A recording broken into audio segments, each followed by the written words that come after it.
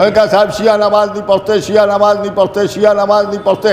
एक मुसीबत खड़ी कर दी है और उसके बाद फिर बहस होने लगी है कि नमाज नहीं पढ़ते। अरे साहब मातम करते हैं, और मातम भी करते हैं तो पैसे लेके करते हैं। अब तो सुना होगा ना आपने कि पैसे लेके मातम करते हैं।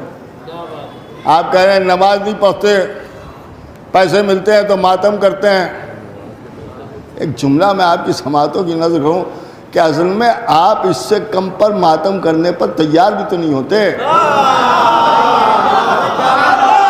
कि साहब ये शिया हैं, ये मातम करते, पैसे लेके मातम करते, पैसे लेके मातम करते। आप ही कह रहे हैं कि नमाज नहीं पढ़ते, नमाज नहीं पढ़ते, हमें तो पैसे दे के नमाज पढ़वा लो। नहीं कौन कह रहा है? तरावी पढ़वा लो, मदे सहाबा पढ़वा लो, देखे पढ़वा लेते हो।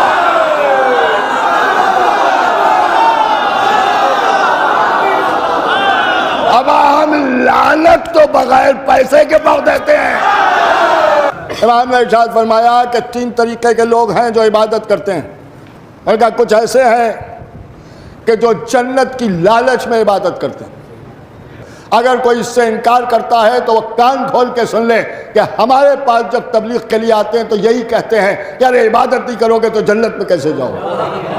ये तबलीग का अंदाज ही बता रहा है कि जन्नत की लालच में इबादत हो रही है। और उसके बाद फरमाया कुछ जहन्नम के खौफ में इबादत करते हैं। इमाम ने इरशाद फरमाया कि यह गुलामों वाली इबादत है। और उसके बाद फरमाया कि कुछ ऐसे हैं जो उसकी मोहब्बत में इबादत करते हैं, ये मुहिब्बों वाली इबादत है। और फिर फरमाया जो हम करते हैं। और बगैर कोई दलील दिए हुए यूं ही आपके और अपने अकीदे को जाहिर कर दूं कि हम अज़ाए हुसैन के लिए खल्क़ किए गए। जैसे सबका मकसद हयात इबादत है, वैसे ही इस गरोह का मकसद हयात अज़ाए हुसैन है। लेकिन सुन लो, इबादत करने वाले 3 हिस्सों में बटे, मगर आजादारी करने वाले 3 हिस्सों में नहीं बटे। दलील सुनेंगे आप। हम अगर लालच में इबादत कर रहे होते तो हम तबर्रुक न बांट रहे होते। सारी बातें जाने दीजिए, ऐसी दलील दे दूं कि दुनिया में कोई इसका इनकार नहीं कर सकता।